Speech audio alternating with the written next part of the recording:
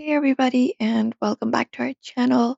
If you want to fill out the PDF form that was sent to you on your Android device in today's video, we are going to guide you through the process. So let's just get started.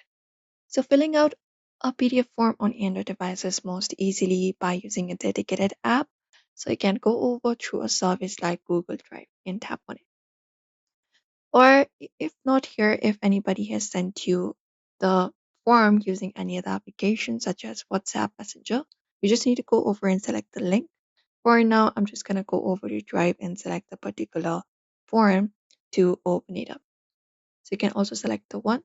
For example, this is a form right here. So once you click on the form, if it is on your browser, it will directly open up your browser and you can start by filling out the form. So you can just go over and type in the form details here, whatever they're asking, and go ahead and answer the questions that they're asking. Once it is confirmed, you just need to go over and select the option of send in the top right corner and confirm it up.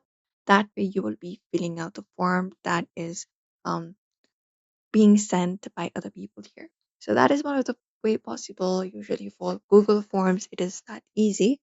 But if you want to use a picture or anything, so for that, you can go over and open up Samsung Notes or Samsung devices.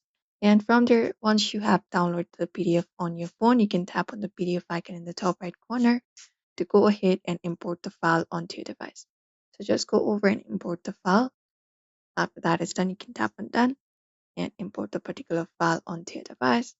Once it is done, you can just go over and select the option of the pen icon here from here. And once you do so, you can just go over and tap on the document to add type text or use it as pen for handwritten notes and signatures. And you can save up the file to save the edited PDF. And that's it. So therefore, you may follow up this process in order to fill out the form that was sent to you. So do not forget to give this video a like and also subscribe for more tips and tutorials.